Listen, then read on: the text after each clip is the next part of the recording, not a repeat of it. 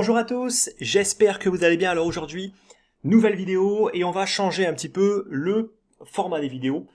Donc pour que je puisse faire en fait des vidéos plus souvent, je me suis dit il faut que j'arrive à simplifier énormément les choses. Donc c'est fini en fait de faire les vidéos dans mon salon, etc. Maintenant bon, je m'en fous un petit peu du background. Là on est dans une chambre qui me sert de bureau. On est directement sur mon ordi, comme ça moi j'ai pas du tout à bouger quoi que ce soit de caméra, de micro ni quoi que ce soit. Donc je pense que de toute façon ce qui importe le plus, c'est pas on va dire la forme, c'est toujours le fond. Et aujourd'hui on va justement parler en fait de beaucoup de choses.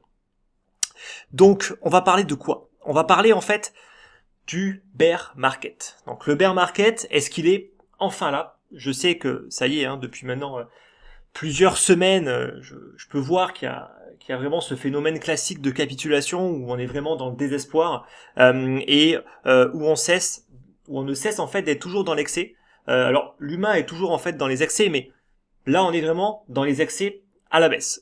Donc c'est important en fait je pense de reprendre un peu le contexte, réexpliquer où est-ce qu'on en est, est-ce qu'on est dans un bear market, qu'est-ce qu'un bear market, ensuite on va voir pourquoi est-ce qu'il est nécessaire d'avoir des phases de purge. Je sais que très souvent quand on débute, on comprend pas, on est là, on nous a vendu en fait les cryptos comme le nouvel Eldorado sur ce qui va vous rapporter de l'argent, et très souvent on rentre et boum, on se prend des pertes. Et ben il faut comprendre que ces pertes sont nécessaires, et on va justement parler de tout ça dans un deuxième temps. Troisième temps, quoi faire si je suis un investisseur de long terme? Est-ce qu'on est sur un niveau intéressant d'achat? Est-ce qu'il faut paniquer? Est-ce qu'il faut vendre? Je vais essayer en fait d'y apporter un maximum de réponses. Et quoi attendre pour 2022? Alors je vais pas non plus me la jouer à Nostradamus, il y en a plein qui s'amusent à le faire, je les laisse le faire. Moi je ne perds pas mon temps et mon énergie à essayer en fait de prédire le futur, mais par contre je me prépare toujours à plusieurs types de scénarios, ce qui me permet de ne pas être pris au dépourvu, et que peu importe ce que l'avenir en fait nous réserve, je n'en serai pas surpris et mon portefeuille pourra soit y résister, soit en profiter. Alors, sommes-nous dans un bear market? Écoutez, là, on s'est mis sur le Bitcoin, on est sur donc le Bitcoin depuis, on va dire quasiment sa création, mais surtout depuis qu'il y a une cotation. Qu'est-ce qu'on remarque? Bon, déjà sur le long terme. Donc, ce qu'on appelle long terme, c'est pas 2 mois, c'est 5 ans, 10 ans. On est sur une dynamique qui est haussière et cette dynamique n'a pas du tout été impactée. Ça, c'est le premier point. Aujourd'hui, on le voit, on est en train de marquer une pause. On a beaucoup évolué, on a eu notamment cette magnifique vague de hausse que je pense beaucoup ont dû connaître en 2017, puis la phase de bear market plutôt longue et assez interminable qui a duré plus d'une année au final, durant toute l'année 2018, puis après, même en 2019 où honnêtement le marché n'était pas réellement dans une tendance, et puis après 2020, fin d'année en fait 2020, début d'année 2021, grosse vague de hausse, avec de nouveau une grosse phase d'accélération, et puis 2 phases de baisse. 2 phases de baisse significatives d'à peu près à chaque fois 50%, ce qui nous permet aujourd'hui en fait de former cette zone de consolidation durant laquelle en fait simplement le prix est en train, on va dire, de consolider. Donc il n'y a plus réellement de tendance, on n'est pas dans une phase de bull market. À mon sens, sur du moyen terme, on n'est pas non plus dans une phase de bear market. On peut l'être sur du court terme, dans des phases justement de correction où on vient rechercher sur le bas du range, mais ça reste uniquement sur du court terme. Et à mon sens, on marque réellement une pause. On marque une pause, bien évidemment, tant que la zone des 30 000 $ n'est pas cassée à la baisse. Et là, on pourra parler d'un tout autre scénario.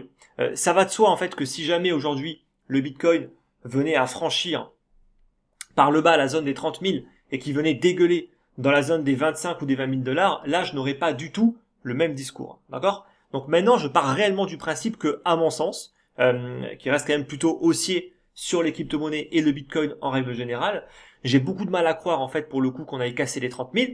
De nouveau, si ça arrive, moi je m'en fous complètement parce que j'ai un scénario qui va justement rentrer dans cette case-là et qui me permettra en fait de me protéger d'une future baisse encore plus importante et probablement d'un bear market qui pourrait effectivement durer encore de nouveau plusieurs mois, voire plusieurs années, comme on l'a eu en 2018. Mais à mon sens, c'est encore beaucoup trop prématuré en fait de parler de ça, parce que je pense qu'on n'y est pas. Et je pense que tant que les 30K n'ont pas été brisés, ça sert à rien de parler en fait de scénarios plus pessimistes, catastrophiques pour certains, et qui vont surtout plomber l'ambiance. Là, c'est pas le but du tout. Je dis pas que c'est pas possible, c'est totalement possible et il faut absolument s'y préparer. Mais à mon sens, ce n'est pas en tout cas le scénario privilégié que j'ai envie de jouer.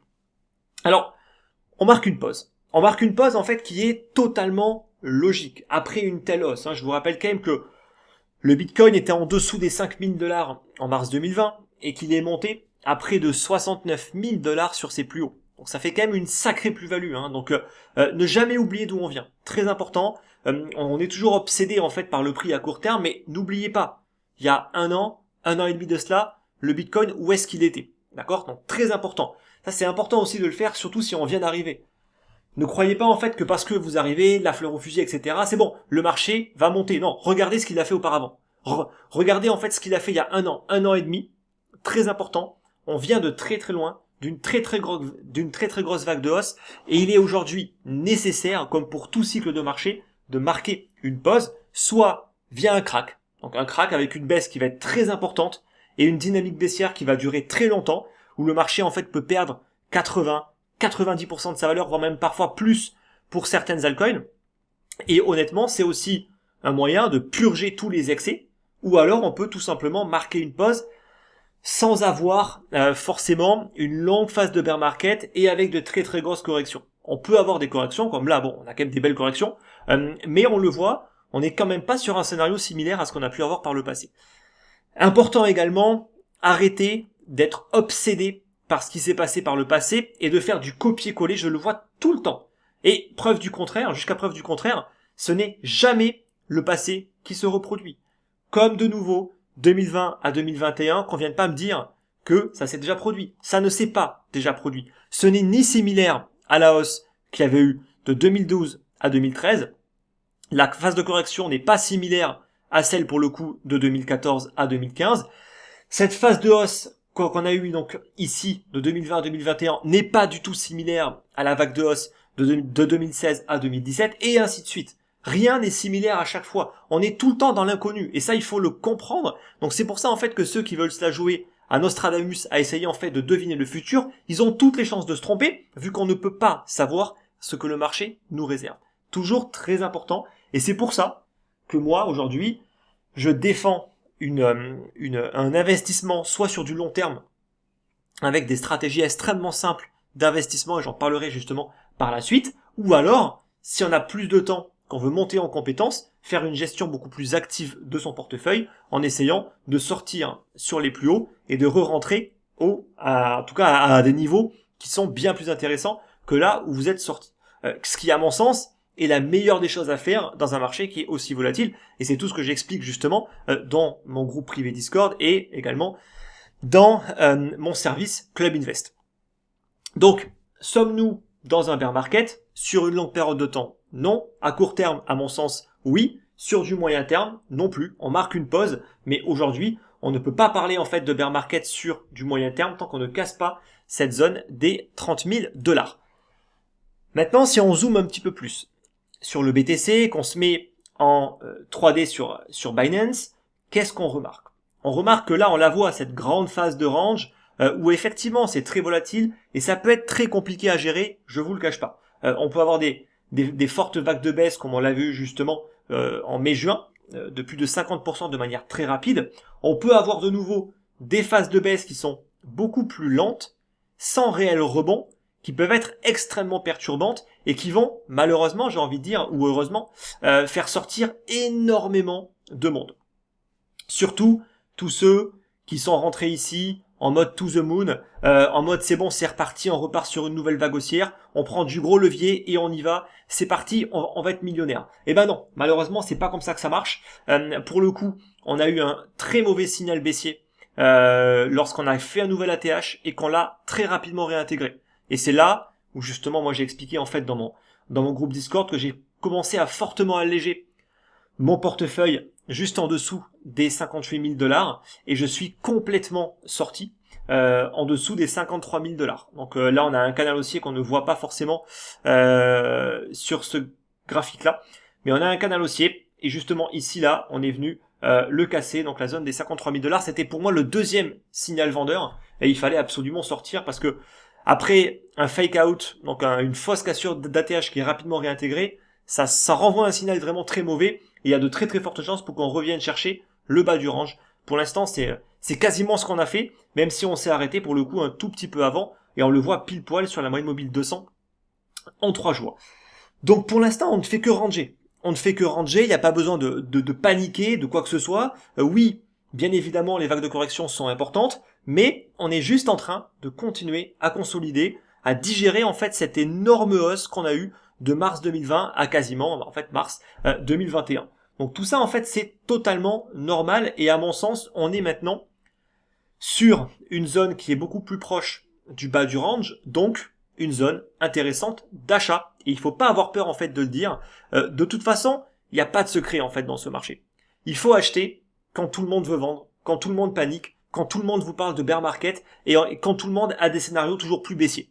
Donc de nouveau, je ne dis pas en fait qu'on n'ira pas plus bas que les 30 000, c'est totalement possible et c'est pour ça que moi je gère mes risques et que je n'achète pas uniquement en faisant du buy and hold, je le fais avec une petite partie de mon portefeuille sur l'indice du CCI 30 que je vais justement vous présenter après. Mais grosso modo, moi sinon j'ai une gestion active, donc ça veut dire qu'à chaque fois je rentre, j'ai des stops, je gère mon risque, et peu importe le scénario, je m'en fous royalement. D'accord ? Et ça c'est important en fait de bien le comprendre, et je pense que dans un marché aussi volatile, soit on accepte la volatilité, et dans ce cas on peut très bien faire du buy and hold, mais si on ne l'accepte pas, qu'on ne la supporte pas, dans ce cas-là, je pense qu'il y a des choses à changer de votre côté et au niveau de la stratégie, je pense surtout. Donc, pour l'instant, à court terme, on est clairement sur une belle zone d'achat. Maintenant, attention, comme pour toute tendance baissière sur du court terme, parce que là, on est baissier sur du court terme depuis maintenant plus de 3 mois, on est sur une tendance qui est baissière et ça, il faut pas avoir peur de le dire. Et bien, pour le coup, pour l'instant, on n'a pas le moindre signe de retournement. Donc, on a une zone pivot.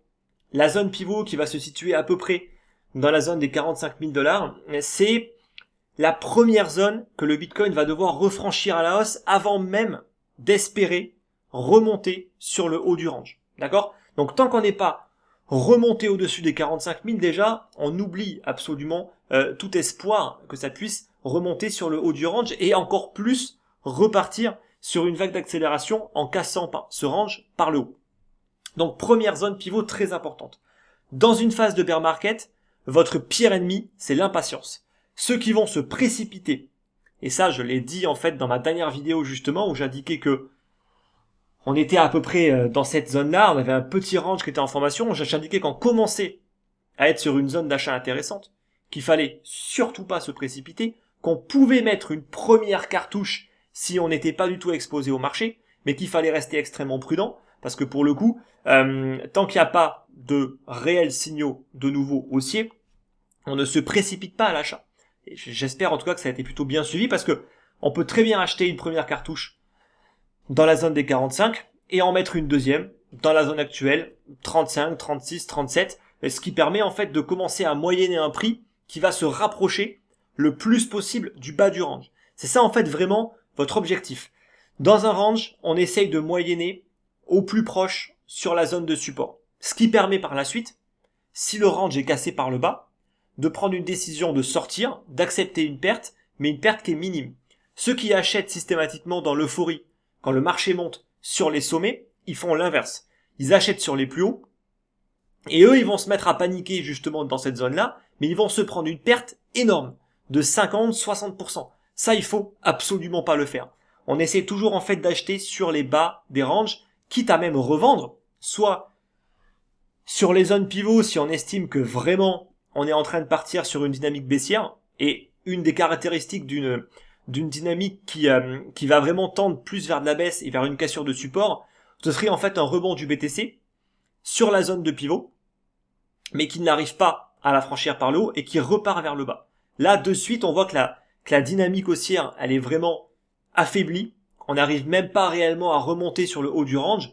Dès la petite zone pivot, on est rejeté. Si on revient là, par contre, là, ça peut commencer à sentir vraiment beaucoup plus mauvais. Donc, le pire ennemi dans une phase qui est baissière, comme c'est le cas à court terme, c'est de se précipiter à l'achat. Ceux qui ont tout de suite des espoirs, dès que le Bitcoin reprend 5 à 10%, ah c'est bon, c'est reparti, on rachète. Et en fait, ce que vous allez faire, c'est probablement acheter des sommets, des sommets en fait d'une tendance haussière avant de repartir plus bas. Je vous rappelle quand même que dans une tendance baissière, la règle de base, c'est quoi? C'est que les sommets et les creux sont de plus en plus bas. Et qu'est-ce que font les particuliers? C'est qu'au moindre petit rebond haussier, on achète. Et puis bam, on se fait rincer. On achète. Et bam, on se fait rincer. C'est systématique en fait dans les phases de bear market.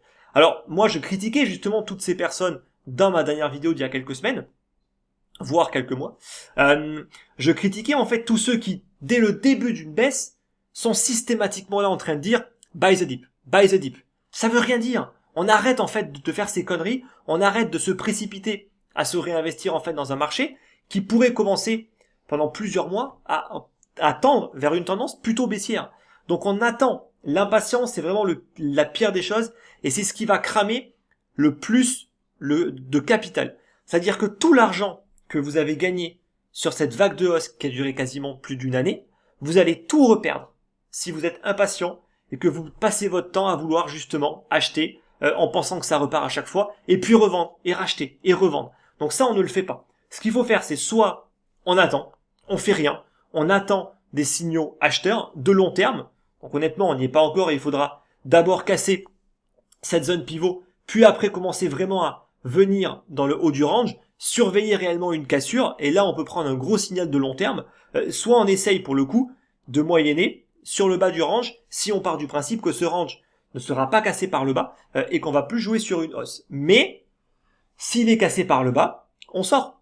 On sort et on passe plus en mode baissier, avec un scénario à moyen terme qui va être plus baissier, et avec un repositionnement dans la zone. Ici, on a une petite zone de travail à 23 000, voire le précédent ATH, juste en dessous des 20 000 $. Mais tant qu'à mon sens, on n'a pas été cassé en fait ces niveaux-là, c'est trop prématuré de venir réellement chercher des niveaux ici. Alors on peut toujours laisser traîner des ordres, why not, ça coûte rien, mais en tout cas, pour l'instant, on n'y est absolument pas. Donc, si on fait de l'investissement à long terme, et ça je vais justement en parler un petit peu plus tard, mais en tout cas, on est clairement de nouveau sur des belles zones d'achat, avec une belle décote et un risk-reward qui est excellent à mon sens, parce qu'on a bien purgé en fait ce marché, et on est sur une zone où il y a peu de personnes qui veulent acheter, donc très souvent, ça veut dire en fait qu'on est sur une belle zone d'achat. Donc voilà un petit peu par rapport à tout ça. De nouveau, cassure des 30 000, on peut avoir des baisses beaucoup plus importantes, et je parle même pas des alts qui vont se faire massacrer. Mais pour l'instant, on n'y est pas. Et je pense qu'il y a déjà eu en fait de très très belles décotes et qu'on commence réellement à être sur des belles zones pour commencer à acheter. Maintenant, si on parle de l'Ether, pareil pour l'Ether. N'oublions pas d'où on vient. Et c'est pour ça en fait que justement il est nécessaire d'avoir des purges. L'Ethereum a fait 5000% de hausse. 5000% de hausse. Donc, ne soyez pas surpris lorsqu'un actif prend autant de valeur qu'il corrige à un moment. Je veux dire, je vous le rabâche en fait depuis longtemps. Rien ne monte jusqu'au ciel sans phase de correction, sans phase de stabilisation. Donc, quand un actif prend 5000%, le fait qu'il en reperde 50, c'est peanuts, c'est rien, c'est normal, ce n'est pas effrayant, c'est totalement cohérent. Là, aujourd'hui, en fait, on a un Ethereum qui vient de faire un retracement de 50%. Donc, les retracements de Fibonacci, en fait, depuis sa vague de hausse qui a commencé, que j'ai pris en mars 2020, où l'Ethereum était à moins de 100 $. Il est monté à plus de 4600 $. C'est normal, en fait, d'avoir des baisses. C'est même plutôt souhaitable, j'ai envie de dire. Là, on est revenu chercher la zone des 2004-2500. J'avais moi-même une target d'achat, une cible d'achat, à 1971 $, justement pour revenir chercher un retracement 61,8 et également la moyenne mobile 200, mais également tout proche de cette belle zone de support qui avait été bien travaillée au niveau des 1700 $. On y est presque, et tout comme j'ai pu vous le dire, on peut commencer à se repositionner maintenant. On est de nouveau sur une très belle zone d'achat par rapport à l'Ethereum, mais attention, on est dans une tendance qui pour l'instant reste baissière. On peut tout à fait avoir un rebond qui vient chercher la zone des 3000, et après, boum, refaire un nouveau plus bas et venir chercher une dernière fois cette zone-là. Et alors là, je peux vous assurer que si l'Ether passe de 2005 à 3000, tout le monde va commencer à reparler d'optimisme, d'euphorie, tout le monde va se repositionner à l'achat, et boum, là on les rince. Et ça c'est typique d'une tendance baissière, je le rappelle, de court terme. Donc ça ne veut pas dire qu'il faut absolument pas investir, au contraire. Je pense que là, on peut réellement commencer à se repositionner, mais en connaissance de cause, que l'on peut très bien monter à 3000 et repasser ici. Et là, on peut remoyenner pour le coup, de nouveau, en injectant une nouvelle cartouche qui nous permet en fait de moyenner un prix d'achat qui va être pour le coup encore meilleur par rapport à l'Ethereum. Donc de nouveau, marquer une pause après une telle hausse, c'est normal, c'est souhaitable si on veut espérer revoir un Ether plus tard au-dessus en fait des 5000 $. Il va falloir qu'on passe par une phase de correction qui va faire mal à beaucoup de monde, qui est nécessaire pour le coup. Et je rappelle quand même qu'au niveau des indicateurs, si on regarde le RSI, on est sur une très très belle zone d'achat. On n'est pas revenu sur ce niveau-là depuis, même en mars 2020, on n'a pas été aussi bas depuis, là vous le voyez, 2019. Donc regardez bien, on est sur des très très beaux niveaux d'achat. De nouveau, on peut très bien avoir un rebond et repartir à la baisse, ou alors avoir marqué un point bas. Mais en tout cas, ce qui est sûr, c'est qu'il est beaucoup plus intéressant d'acheter un Ethereum à 2500 plutôt qu'à 4500. Et malheureusement, la plupart des personnes vont se jeter sur un Ethereum qui va être à 4500 en mode to the moon et vont totalement fuir un Ethereum qui va être à 2500, même si on peut encore aller plus bas. En tout cas, pour moi, pour l'instant, c'est un bon niveau d'achat. Le seul risque, c'est qu'on parte sur un bear market plus profond, avec une cassure de la zone des 1700, et là, effectivement, on peut aller chercher encore un Ether qui ira plus bas. On peut très bien espérer un Ether dans la zone des 900, voire des 1100. Ce sont des belles zones de travail, sans réellement invalider une réelle dynamique haussière sur une longue période de temps. Je n'y crois pas. Je ne pense pas en fait qu'un Ether aujourd'hui puisse corriger comme il a pu faire en fait par le passé, avec une correction de plus de 90%, il me semble, de mémoire, justement en 2018. Je ne pense pas que l'Ether puisse perdre autant. Je pense qu'il a trop évolué et trop gagné en maturité pour perdre autant, mais ça reste possible. Ça, il faut quand même jamais l'oublier. Ensuite, si on regarde l'indice du CCI 30. Donc le CCI 30, en fait, c'est un indice que moi j'utilise pour mon portefeuille de buy and hold, sur lequel on peut remarquer quoi? On remarque que on a eu une croissance complètement folle. Donc je vous rappelle que c'est le top 30 en fait tout simplement du marché des crypto-monnaies, mais avec un calcul de la pondération qui n'est pas que basé sur la market cap, où on va avoir un Bitcoin qui n'est pondéré qu'à hauteur de 20% environ. Ce qui permet en fait de ne pas avoir une surreprésentation du Bitcoin qui pourrait parfois fausser un petit peu les indices. On est très très bien exposé pour le coup aux alts avec cet indice-là, et il est même excellent si on veut juste faire de l'investissement à long terme. Moi j'ai un portefeuille de buy and hold qui suit le CCI 30, c'est justement ce que j'explique de nouveau en fait dans ma formation et dans mon groupe privé, et c'est une méthode extrêmement simple de surperformer en fait le marché et de faire mieux que la plupart des gens. Voilà. Mais de nouveau, quand c'est trop simple, en général, ça intéresse pas les gens parce que justement, on a toujours l'impression que pour gagner de l'argent, il faut aller chercher en fait de la complexité. Bon, ça, j'explique tout ça de façon dans ma formation. Là, c'est pas du tout le but de cette vidéo. Alors, le CCI 30, n'oublions pas qu'il a quand même multiplié par 9 sa valeur depuis maintenant. Donc là, avec un marché qui a déjà bien corrigé, il a multiplié par 9 sa valeur, et il est quand même passé de 2000 à 18 000 points, même si là il a encore un petit peu baissé, et surtout il a fait un ATH à plus de 32 000. Donc il est quand même passé en fait de 2000 en mars 2020 à plus de 32 000. Imaginez la performance. Donc ne croyez pas une seule seconde en fait que on peut continuer comme ça à monter sans jamais avoir de vague de correction. Ce n'est pas possible. D'accord? Ce n'est pas possible. Ne soyez pas naïfs. Ne soyez pas cupides par rapport à ça. Donc tout ce qui se passe aujourd'hui, c'est souhaitable. Il faut des vagues de correction. Il faut purger tous les excès de l'être humain, parce que oui, l'être humain est toujours dans les excès. Et tout excès a besoin d'être corrigé, que ce soit à la hausse ou à la baisse, parce que les excès vont vraiment dans les deux sens. Et à mon sens, aujourd'hui, on commence à être dans des excès baissiers. On parle souvent d'être d'excès haussier, d'euphorie, mais en fait, quand l'humain est dans la panique et la peur, il est aussi en fait dans l'excès à la baisse. Et ça, vous le voyez systématiquement quand tout le monde en fait vous dit non, mais en fait là, on va aller plus bas. Là, j'ai pas envie d'acheter. Là, on va aller toujours plus bas. Et en fait, c'est un moyen de se convaincre de ne pas acheter parce qu'on a peur en fait d'acheter, alors qu'on est très souvent sur des bons niveaux d'achat. Donc, vous voyez, ici, on avait des buy the dip de partout. Et ici, Ben, les buy the dip, ils ont apparemment disparu. Je n'en ai plus vu un seul. Mais par contre, maintenant, c'est tout le monde vous dit, tout le monde, une grosse partie, de nouveau, je ne généralise jamais au final, car il y a toujours des personnes qui arrivent à se démêler en fait dans ce marché et à réussir à correctement investir. Et ces personnes-là font l'inverse de la foule. Qu'est-ce qu'on voit aujourd'hui? Non mais n'achetez pas maintenant. Le Bitcoin, il va aller plus bas. Il va aller au moins à 30 000, si c'est pas 20 000, si c'est pas 15 000. Alors, de nouveau, je dis pas qu'on n'ira pas. Je dis juste que c'est facile de dire ça pour se convaincre de ne pas acheter maintenant alors qu'on commence à être sur des bons niveaux d'achat.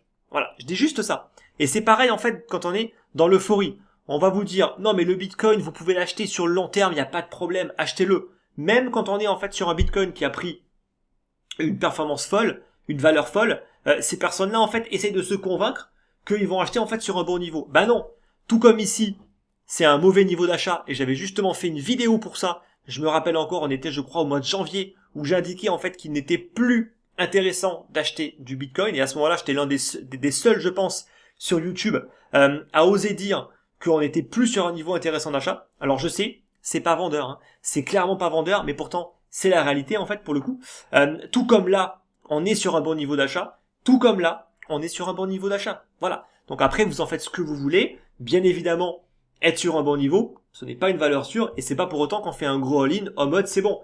Vu que le Bitcoin est sur un bon niveau d'achat, je mets tout l'argent que j'ai parce que je suis sûr de gagner. Non, on n'est jamais sûr de rien en investissement. Et ça, pour le coup, c'est l'une des premières règles à plutôt bien comprendre. Ensuite, pourquoi il était nécessaire d'avoir des purges? Quand vous voyez l'émergence de tout un tas d'influenceurs qui parlent de crypto comme le nouvel Eldorado, toutes ces personnes qui sont souvent des opportunistes, qui vous font des formations sur l'investissement crypto, alors que ça fait 1 an ou 2 que les mecs viennent à peine de tomber en fait là-dedans et qui ne sont experts absolument de rien dans ce milieu. Alors moi je me proclame pas pour le coup en fait l'expert de référence en fait dans les cryptos, sauf que quand même je suis en fait dans ce marché depuis maintenant plus de 5 ans. J'ai ouvert ma chaîne spécialisée en fait là-dedans dès 2017. Donc j'estime avoir quand même un minimum d'expertise en fait dans ce milieu. J'ai aujourd'hui quand même un fonds qui justement gère des portefeuilles de crypto-monnaies pour plusieurs millions. Enfin, voilà, je veux dire quand même, j'ai un minimum de recul pour au moins me prétendre expert. Je dirais pas l'expert de référence parce qu'il y a d'autres personnes qui sont aussi très compétentes, mais en tout cas, j'estime faire partie en fait de ces experts. Mais par contre, tous les autres opportunistes qui sont uniquement là en fait pour vendre des formations au pire moment, comme ça a été le cas et je l'ai vu avec des influenceurs. Pour moi, ce sont des influenceurs comme des mecs, et c'est pas forcément péjoratif, c'est chacun son métier, d'accord, mais il faut pas tout confondre. Des personnes comme Cédric Anissette, Yomi Denzel, qui sont des influenceurs, qui sont là en train de faire des formations vidéo, qui vendent des formations crypto alors qu'ils ne parlent pas de crypto en fait depuis très longtemps, et qui vendent ça quand? En septembre, en novembre 2021, quand le marché est sur les plus hauts, et qui sont là en train de dire c'est le nouvel Eldorado, il faut investir en fait dans les cryptos, alors qu'ils investissent au pire moment et qui vont inciter en fait les gens à investir au pire moment. Ces personnes-là en fait sont néfastes et sont une boussole en fait dans le marché de comprendre que quand ces personnes-là, quand les opportunistes sont là à essayer en fait tout simplement de vendre des choses, de vendre que les cryptos en fait c'est génial, que c'est maintenant qu'il faut investir, c'est maintenant qu'il faut fuir. Il faut fuir parce qu'ils vont arriver après la bataille. Et bien évidemment qu'ils n'étaient pas là, pour le coup, en mai-juin 2021 pour vous dire en fait d'acheter. Et ils étaient encore moins là pour le coup, en mars 2020, ou même en 2020 tout court en fait, pour vous dire d'acheter. Ils n'étaient pas là, d'accord? Donc vraiment ces personnes-là en fait c'est la boussole du marché. Quand ils sont là, il faut partir. Il faut partir. Pareil, on a vu ça au niveau de l'exubérance au niveau des NFT. Quand tout le monde voulait créer son projet sur les NFT. Et moi j'ai reçu je ne sais pas combien de demandes de personnes. Ouais, j'ai envie de créer un projet, j'ai envie de faire ça, j'ai envie de créer un projet en fait dans les cryptos. Quand tout le monde vous contacte pour créer un projet crypto, il y a anguille sous roche. Il y a anguille sous roche, ça veut dire que il y a une attention du grand public qui est extrêmement importante. Et donc très souvent, ça veut dire qu'on n'est pas du tout sur des bons niveaux pour investir. Pour les NFT, pour le coup, honnêtement, on le voit, en fait, il y a tellement d'argent. Il y a tellement de personnes qui ont gagné beaucoup d'argent qu'ils en perdent la tête. et que aujourd'hui en fait dépenser des centaines voire des millions de dollars pour acheter des JPEG, eh ben c'est devenu une normalité. Alors par rapport au NFT, j'ai un avis plutôt tranché. Pour moi, il y a une révolution technologique, mais c'est comme pour les SEO. Dans les 99,9% de projets foireux qui valent rien et qui vont retomber à zéro, il y a une extrême minorité qui va être capable de préserver sa valeur.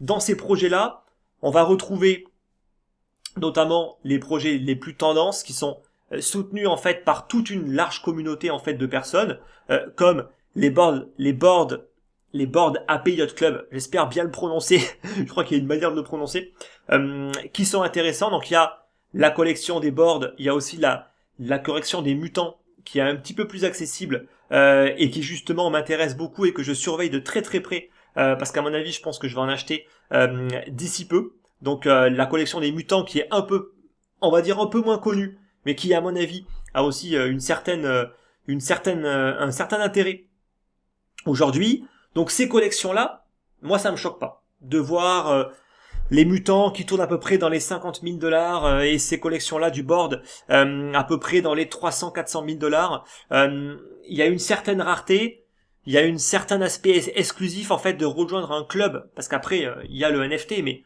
en l'occurrence on a ensuite accès à un club privé extrêmement select, et en fait 10 000, il y a que 10 000 NFT, c'est extrêmement peu. Et donc dans un monde où il y a énormément de millionnaires et de milliardaires qui veulent tous un petit peu se tirer la bourre, avoir son petit singe, honnêtement ça me choque pas. Ça me choque pas, et donc je pense que ça peut réellement préserver en fait la valeur. Ça peut être la même chose pour les CryptoPunks ou d'autres types de collections qui sont vraiment peu nombreuses et qui peuvent avoir une certaine utilité en tant que NFT et en tant que vraiment NFT extrêmement rare. Là, je dis pas le contraire. Mais par contre, toutes les imitations, tous ceux qui veulent surfer en fait sur la vague, en train de dire voilà le prochain Bored Ape Yacht Club, qui veulent tous refaire pareil, c'est trop tard les gars. C'est beaucoup trop tard. La collection aujourd'hui qui est prisée, c'est celle-là. D'accord ? Il y aura bien évidemment quelques autres collections, probablement de grandes marques. Comme ça peut être Nike, Louis Vuitton, tout ce que vous voulez en fait, qui peuvent effectivement créer leur collection parce qu'ils ont une image de marque. Why not ? Là, je dis absolument rien par rapport à ça. Mais n'oubliez pas que dans 99% des cas, vos NFT, ils valent rien. Ils valent rien, et il suffit que le marché se retourne un petit peu plus pour qu'il y ait plus beaucoup d'argent, que les gens prennent beaucoup de pertes et qu'au final, plus personne ne veuille acheter vos NFT. N'oubliez pas, important, que les NFT, c'est pas liquide, ce n'est pas coté, il n'y a pas en fait de place de marché pour vendre et acheter. Simplement, il y a des places de marché pour faire du gré à gré, ça veut dire de l'OTC, d'accord ? Donc vous pouvez avoir un NFT que vous voulez vendre 300 000 dollars, si personne vous l'achète, vous le vendez pas. C'est pas pareil en fait que si le Bitcoin montait demain à 300 000 dollars, parce que là, il y a de la liquidité et on peut le vendre en un claquement de doigts. Cette question de liquidité, elle est extrêmement importante. Ce n'est pas en fait parce que vous achetez un NFT à 100 000 dollars que vous le revendrez 100 000 dollars. Parce que pour le revendre, il faut qu'il y ait un autre acheteur. Donc n'oubliez pas que c'est un petit peu le jeu de la chaise musicale. C'est-à-dire que ça fonctionne jusqu'au jour où la musique s'arrête. Et là, il y aura plus d'acheteurs. Et quand il n'y a plus d'acheteurs, votre NFT, il vaudra le prix tout simplement que un acheteur sera prêt à accepter. Voilà. Et s'il n'y a pas d'acheteur, mais ça peut retomber à zéro. Si plus personne le veut, ça peut littéralement retomber à zéro parce que vous ne pourrez pas le vendre. Donc ça, il faut vraiment le garder en tête. Cet aspect de liquidité, je pense qu'il est peu compris parce que c'est un risque extrêmement important. C'est encore plus risqué que d'acheter une crypto-monnaie qui, elle, va être beaucoup plus liquide et qu'on pourra vendre très rapidement. Votre NFT, sauf les grandes collections que vous pouvez vendre assez rapidement au prix du marché, ça veut dire donc au prix plancher. Par exemple, le Bored Ape Yacht Club, vous pouvez le vendre très très vite à 300 ou 400 000 dollars, je pense que vous trouverez un acheteur. Mais ça reste spécifique à quelques collections, et c'est pour ça, à mon sens, qu'il faudrait uniquement se cantonner sur ces collections-là. Alors je sais, on va me dire c'est pas accessible, mais malheureusement, j'ai envie de dire la vie est injuste, et à mon sens, ceux qui achètent ces collections-là prennent beaucoup moins de risques que ceux qui vont claquer peut-être beaucoup moins d'argent, mais dans des NFT qui vont retomber à zéro. Voilà. En tout cas, ça c'est mon avis peut-être un petit peu tranché, mais je pense pas trop me tromper par rapport au NFT. Ensuite, on a une révolution technologique. Il y a pas de doute par rapport à ça. On a une forte croissance du secteur. Il y a aucun doute par rapport à ça. Mais est-ce que ça justifie de telles prises de valeur? Non. Si je prends l'exemple du Sol, j'aurais pu en prendre 15 000 autres. La blockchain de Solana, en fait, c'est une blockchain sur laquelle moi, justement, j'ai misé sur son écosystème. Donc, je ne suis pas là pour critiquer ou pour dénigrer quoi que ce soit. Et encore moins pour faire une guéguerre, en fait, entre ceux qui sont pour Solana, pour Elrond, pour ce que vous voulez. Je m'en fous complètement. Moi, j'ai aucune émotion et aucun attachement sur des projets crypto. Je m'en fous royalement. D'accord? Donc, j'ai juste pris le Sol par hasard. Donc, le Sol, moi, ça fait un moment que je le surveille, ça fait un moment que je vois bien qu'on est en fait sur des niveaux qui sont beaucoup trop élevés. Et j'avais justement partagé en fait il y a plusieurs mois en fait justement dans mon groupe privé, dans les conférences que je fais uniquement aux clients, mes targets d'achat sur le Solana. Là, vous les avez, c'est les deux rectangles qui signifient des zones de support de long terme qui sont intéressantes. On avait un Sol à partir des 70 $ qui commençait à être intéressant et un prix encore meilleur dans la zone des 50. Voilà. Donc pas avant. Donc bien sûr, hein, quand on est à 200, ça peut faire doucement rire en fait de dire pour moi le Sol c'est pas avant 75 voire 50 $. Parce que ça sous-entend une baisse de 70-80%. Et pourtant, malheureusement, je pense que c'est une triste réalité pour certains qui vont s'engouffrer en fait dans des projets sur des plus hauts, qui ne prennent pas la big picture à regarder en fait d'où on vient. Je vous rappelle que le Sol, il y a pas si longtemps que ça, il était à quelques dollars, ne l'oubliez pas, et qu'il est monté à quasiment 300 $. Donc de nouveau, n'oubliez pas d'où est-ce que le projet vient, n'oubliez pas de regarder par le passé en fait pour essayer de vous dire, tiens, est-ce que c'est cohérent en fait d'acheter un projet à quasiment 300 $ alors qu'il y a à peine un an, il était à 3 $. Posez-vous quand même ces questions toutes bêtes, c'est uniquement du bon sens, d'accord? Par contre maintenant, se poser comme question, se dire, ok, le Sol, il était à 3. Il est monté à quasiment 300. Et là, il est retombé à 80, voire à 50. Eh ben oui, là, c'est beaucoup plus cohérent, en fait, de se dire, ok, là, on est probablement sur un meilleur niveau d'achat. Voilà, c'est que du bon sens. Donc, n'oubliez pas, en fait, que dans la plupart des cas, les investisseurs qui sont cohérents, qui appliquent une logique de bon sens, en se disant, il y a des valorisations qui peuvent être dans l'excès. Là, maintenant, on a bien corrigé. Eh ben, sont ceux qui vont le mieux s'en sortir. Donc, il y avait des excès, beaucoup d'exubérance, beaucoup d'excès très souvent haussiers, mais aussi baissiers.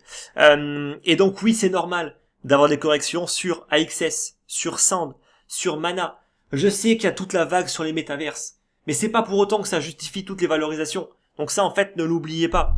Le Solana, le Avalanche et tous les autres projets en fait que j'ai pas cités, qui sont dans des excès, qui ont pris énormément de valeur, qui n'est absolument pas justifié par les fondamentaux et qui aura donc besoin d'une correction. Et n'oubliez pas, il y aura des corrections qui iront également dans l'excès à la baisse. Et c'est là où c'est intéressant. C'est là où vous allez acheter un actif qui va être décoté, comme ça commence à être le cas justement pour le Sol. Je dis bien que ça commence parce que moi, j'ai mes targets qui sont encore un poil plus bas par rapport au Solana. Donc c'est pour ça que je n'exclus toujours pas d'avoir de nouveau une petite vague baissière pour aller chercher encore un peu plus bas et de nouveau continuer à faire paniquer un maximum de gens. Voilà en gros pourquoi est-ce qu'il est nécessaire d'avoir des vagues de purge.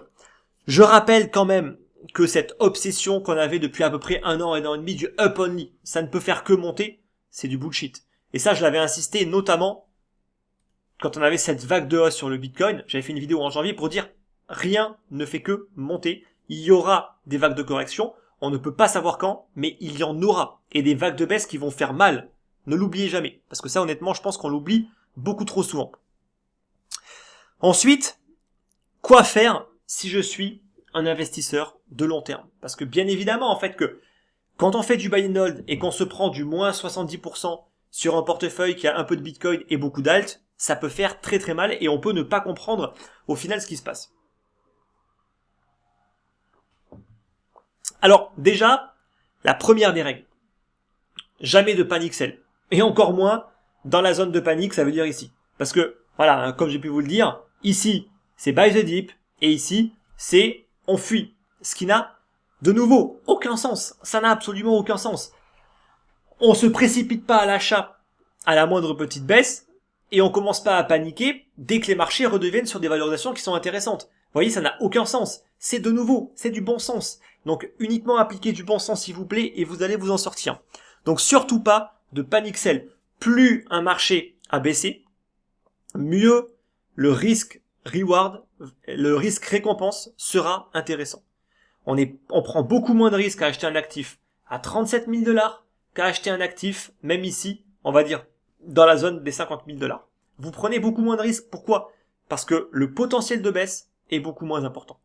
Très important de garder ça en tête. Ce n'est pas après une baisse de 50% qu'on est là en train de se dire « Ah mais en fait j'aurais peut-être dû faire de la gestion active. Ah mais en fait j'aurais peut-être pas dû faire du buy and hold. » Parce que tout le monde est content de faire du buy and hold quand ça monte. Mais il n'y a plus personne qui veut en faire dès que ça baisse. Ben faut assumer en fait. Faut assumer en fait les stratégies que vous choisissez. Quand on fait du buy and hold, on sait qu'on va subir des phases de volatilité. Vous connaissez la volatilité en fait du Bitcoin, il suffit de regarder ce qu'il a fait par le passé. Il peut perdre 50% en quelques semaines, il peut perdre 80% en plusieurs semaines. Quand vous faites du buy and hold, vous devez assumer ça. Si vous ne l'assumez pas, soit ne le faites pas, tout court, soit changez de stratégie. Mais sinon, en fait, vous n'y arriverez pas. Et vous ferez n'importe quoi, et vous allez tout simplement vendre et acheter au gré des émotions et au gré du marché, et vous allez vous faire complètement avoir par le marché. Donc très important en fait, de ne jamais panic sell, et certainement pas dans ces moments-là. Honnêtement, il vaut mieux panic sell dans des phases euphoriques, même si vous ratez encore des hausses, plutôt que dans des phases de panique. Ensuite, il faut accélérer ses investissements. Si vous faites du long terme, honnêtement, c'est maintenant qu'il faut investir. C'est maintenant, si vous faites du DCA, que vous investissez tous les mois, accélérez vos investissements. Alors, moi, ce que j'explique un petit peu, en fait, justement, dans ma formation, c'est quoi? Là, je vous donne vraiment beaucoup de valeur dans cette vidéo. C'est commencer à investir, peu importe les conditions de marché, parce que psychologiquement, sinon vous n'y arriverez pas. C'est trop compliqué en fait de dire aux gens non mais là c'est pas bon. Là il faut attendre peut-être 6 mois, 1 an, et reviens en fait dans 1 an pour investir. Ça c'est pas possible.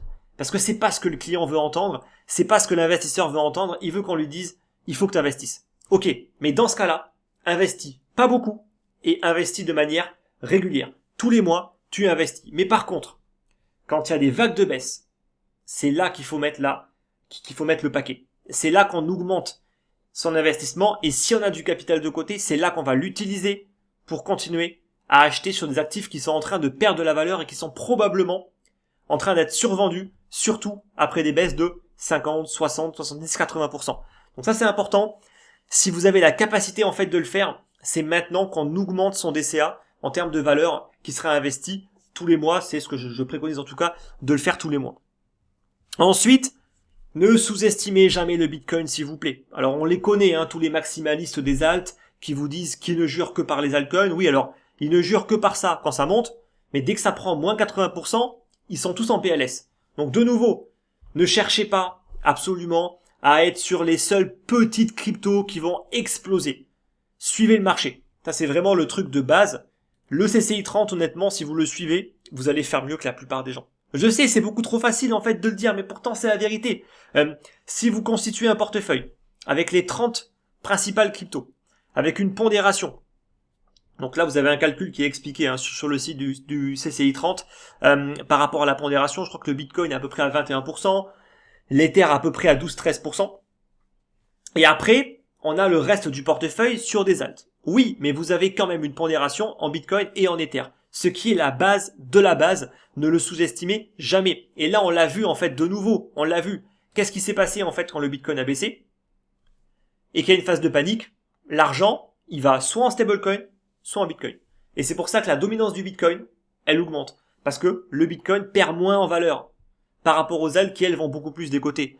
Donc de nouveau, c'est très important dans la construction d'un portefeuille de ne jamais oublier cette notion de volatilité et de risque. Si vous prenez que des actifs qui sont ultra volatiles, oui, vous allez performer, mais vous allez aussi vous faire exploser quand ça va baisser. Donc ça, il faut surtout pas l'oublier. Ensuite, ciblez les secteurs qui sont porteurs. Alors, la DeFi, elle est tellement décotée, elle s'est tellement faite démonter, qu'à mon sens aujourd'hui, ça peut redevenir intéressant en fait de s'y exposer. Les oracles, plus personne n'en parle, et pourtant c'est essentiel aujourd'hui, tout le monde s'en sert aujourd'hui, des oracles avec des projets comme Link par exemple. Les tokens des plateformes d'échange, comme le BNB, le FTT, qui ont connu leur vague de hausse, qui sont soutenus par des très très grosses plateformes qui ont énormément évolué aujourd'hui, qui ont un excellent business model, et qui à mon sens sont des très très bons projets qu'il faut posséder. Et dans les projets plus sexy, mais bien évidemment extrêmement porteurs, tout ce qui va toucher au Web3, au Metaverse et au NFT, sans oublier bien évidemment tout ce qui va toucher au blockchain de niveau 1 et de niveau 2. Donc là vous allez me dire, waouh, ça fait quand même beaucoup. Si vous prenez en fait le CCI 30, vous aurez tout en fait dedans. Vous avez du Link, donc vous avez de l'Oracle, vous avez de la DeFi notamment, avec des projets comme Uniswap par exemple. Vous allez toucher bien évidemment aux tokens des plateformes d'échange, comme avec le BNB. Vous allez toucher bien évidemment à toutes les blockchains de niveau 1. Donc vous avez bien sûr le Sol, le Luna, le Polkadot, etc., le Avalanche et toutes les autres blockchains, le Cosmos également et toutes les autres. Vous allez également toucher à tout ce qui est Metaverse. Vous avez du Mana, vous avez du Sand, vous avez du AXS. Donc vous touchez quand même vraiment à beaucoup de choses, et c'est un moyen extrêmement simple. Vraiment, c'est pas de prise de tête. Vous suivez l'indice, basta. Et c'est extrêmement simple, et c'est l'un des meilleurs moyens, je pense, honnêtement, de surperformer un marché. Et ensuite, n'investissez pas forcément dans les ICO quand il y a énormément d'euphorie et énormément de personnes qui veulent acheter, mais n'oubliez pas une chose. C'est que les ICO, les meilleurs ICO qui ont été le plus profitables pour moi, c'était durant des phases de bear market, quand personne ne voulait acheter. On avait des projets comme Flow. C'est que des ICO qui ont eu lieu en 2020. Flow, NIR, Avalanche, Solana, The Graph, j'en passe des plus belles et des meilleures. Toutes ces ICO-là, avec pas mal de projets qu'on retrouve dans le top 30, c'était que des ICO qui ont eu lieu entre 2019 et 2020. N'oubliez pas qu'en général, les meilleures opportunités, c'est durant ces phases-là. C'est pas quand le marché monte. C'est quand le marché se fait démonter. C'est quand plus personne ne veut acheter que vous allez pouvoir réellement placer des billes qui sont intéressantes et qui vont après faire des plus-values comme le Flow ou le Avalanche, où on est sur des x50, des x100, des x200, parfois des sommes qui sont insolentes. Mais c'est uniquement quand personne ne veut justement investir dans ces projets-là. Je me rappelle encore très bien du Flow sur CoinList, à l'époque où quasiment personne ne connaissait CoinList. Il y avait même pas ou quasiment pas de système de queue ni rien. Il y avait plusieurs jours pour investir en fait dans le Flow. Aujourd'hui, une ICO, c'est en quelques minutes que ça part. Donc juste, vous comprenez en fait que les opportunités, c'est pas quand tout le monde se bouscule pour justement investir. C'est quand justement c'est compliqué de trouver en fait des investisseurs et qu'il faut faire des plans marketing. Je me rappelle que Flow proposait même de l'affiliation pour pousser justement à l'investissement, tellement qu'il y avait personne pour investir. Retour sur investissement, x100. Voilà. Donc juste, comprenez bien ça, en fait, c'est très très important. Même si je sais que dans la plupart des cas, les gens sont toujours attirés par les hausses de prix, et une fois que tout le monde justement a été attiré, mais c'est pas comme ça que ça marche, et c'est pas comme ça en fait qu'on peut correctement investir. Bon, cette vidéo a déjà duré suffisamment longtemps, on va terminer. Qu'est-ce qu'on peut attendre pour 2022? Bon, déjà, on a aujourd'hui une forte corrélation du marché avec le dollar et le marché américain. C'est avéré. La corrélation, elle est flagrante. Ça, aujourd'hui, ça demande à ce qu'il y ait une surveillance accrue du S&P 500 et de l'évolution du dollar et notamment de la paire également euro-dollar. Très, très important, qui va énormément impacter, en fait, pour le coup, le Bitcoin. Et ça, en fait, je pense que c'était le prix à payer, du développement de tous les produits financiers et donc du secteur, en fait, aujourd'hui, même des crypto-monnaies en règle générale. Il y a beaucoup plus d'acteurs de marché. Maintenant, Wall Street est investi dans le Bitcoin, mais pas forcément que le Bitcoin. Donc, il y a une corrélation qui a énormément augmenté.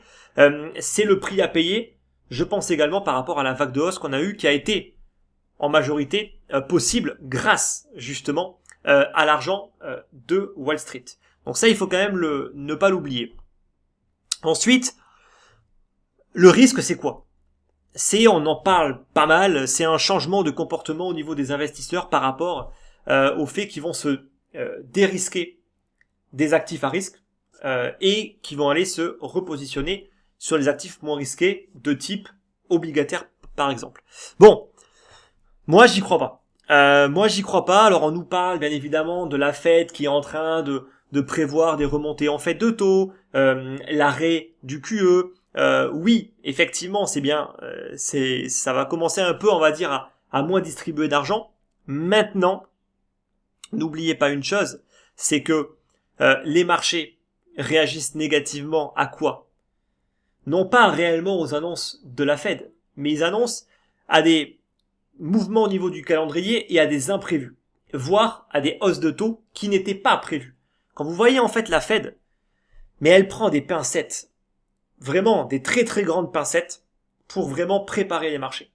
Déjà, elle a un calendrier. Elle prévient les marchés des mois et des mois à l'avance. Elle va augmenter les taux de manière extrêmement faible. Je vous rappelle quand même que la Fed a fait tomber les taux à zéro en un claquement de doigts. Et elle va les remonter de combien? De 0, 0,2, 0,3%.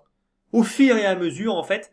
Donc en fait, elle va les remonter à une vitesse qui va être tellement lente que les marchés auront déjà tout pricé. Ils auront déjà tout pricé. Et aujourd'hui, les marchés ont déjà bien baissé. Donc ne l'oubliez pas ça également. Le Nasdaq, même si l'indice a perdu que 15 à 20%, la moitié des actions du Nasdaq a perdu plus de 50%. Et en fait, le Nasdaq 100 est maintenu par quoi? Par quelques valeurs qui ont perdu que 10 à 15%. Apple, Microsoft, Amazon, qui elles n'ont quasiment rien perdu. C'est elles qui maintiennent l'indice. Mais en réalité, en fait, la plupart des boîtes de la tech se sont faites déjà éclater à moins 50, moins 60% par rapport à leur plus haut. Donc en fait, les marchés, ils ont déjà anticipé tout ça.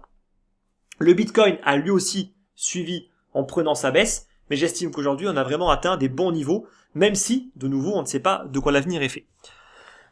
Donc, les hausses de taux ne sont pas réellement un problème. D'autant plus que les hausses de taux, en fait, le taux réel reste négatif. Je vous rappelle que le taux, il faut ensuite en déduire l'inflation, parce que sinon, en fait, vous n'aurez pas en fait le taux réel. Donc, les taux réels restent négatifs, d'accord.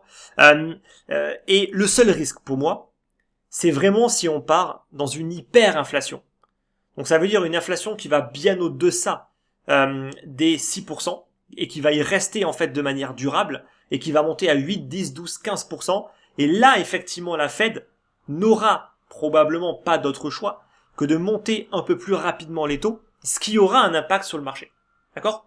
Mais si on reste sur une inflation 3, 4, 5%, c'est une très bonne nouvelle. C'est une très très bonne nouvelle autant pour la Fed que pour les marchés. D'accord? Et au contraire, j'ai envie de dire, les marchés, ils veulent de l'inflation. Ils veulent de l'inflation qui est contrôlée. Donc tout ça, en fait, c'est quasiment bénéfique pour la bourse. Là, on a bien sûr eu une anticipation par rapport à tout ce qui a été prévu et par rapport à des réductions de liquidités. Mais je vois qu'il y a beaucoup de personnes qui sont très négatives par rapport à tout ça. Ben moi, je ne le suis pas tant que ça. Parce que honnêtement, je regarde beaucoup d'économistes très pertinents qui ne disent absolument pas que c'est une mauvaise chose. Au contraire, qui disent que c'est une bonne chose. Bien sûr, le seul risque, c'est, pour moi en tout cas, une hyperinflation. Donc un vrai dérapage de l'inflation et la Fed qui se retrouverait vraiment obligée d'aller un petit peu plus vite et qui pourrait brusquer un petit peu le marché. Et c'est ça qui aurait un impact. Mais sinon, honnêtement, je suis vraiment pas inquiet par rapport au marché action. Donc ensuite, pour 2022, un développement du marché des NFT. Il n'y a pas de doute par rapport à ça. Je miserai peut-être plus si on n'a pas trop les moyens d'acheter un NFT à 50 000 ou à 300 000 $, misez peut-être plus sur les blockchains directement, voire sur des layer 2 comme ImmutableX ou des projets comme Flow, voire donc des projets comme Gala qui ont bien été décotés et qui sont de nouveau sur des bons niveaux justement pour s'y exposer.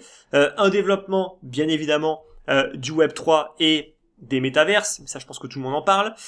Et à titre personnel, moi, vu que je suis beaucoup sorti en fait du marché en fait depuis 2021, vu que j'ai beaucoup de liquidités, j'ai augmenté, j'ai modifié un petit peu justement donc mon patrimoine pour commencer à m'exposer sur du private equity. et c'est justement encore des types d'investissements qui sont proposés dans mon groupe privé et uniquement dans mon groupe privé. Donc des opportunités en fait pour investir dans des fonds d'investissement, pas forcément que crypto, mais qui peuvent aussi investir en fait dans les projets crypto, directement dans des stades extrêmement précoces, dans de la pré-seed, seed, mais aussi des séries A, B ou C par exemple. Ce qui permet en fait de conserver des bonnes valorisations, parce que à mon sens aujourd'hui on est quand même sur des niveaux qui sont très élevés un peu partout. Le private equity reste encore à mon sens intéressant, mais là on part vraiment sur une optique d'investissement à 5 ou 10 ans, donc vraiment sur une longue période de temps. Une augmentation encore de mon exposition à l'or, donc via l'achat de lingots, de pièces d'or qui restent très liquides, mais aussi d'or tokenisé comme le Paxos Gold par exemple. Et une légère augmentation également donc de ma stratégie buy and hold sur le CCI 30 à hauteur de 20% de mon capital dédié aux crypto-monnaies. Attention, hein, pas 20% de mon patrimoine, loin de là, 20% du capital dédié aux crypto-monnaies sur une stratégie de buy and hold, mais 80% qui reste sur une gestion active, avec laquelle je ne subis pas les vagues de baisse et où je gère correctement mon risque.